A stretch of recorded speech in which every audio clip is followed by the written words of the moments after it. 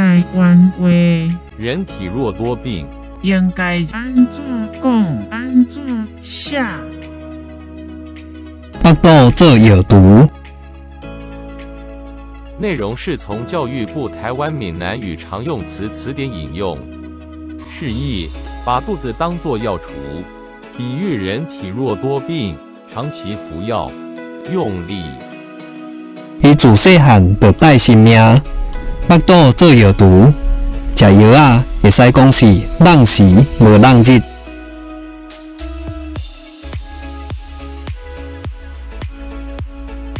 他从小就带有慢性疾病，肚子当药罐，吃药可谓无日无之。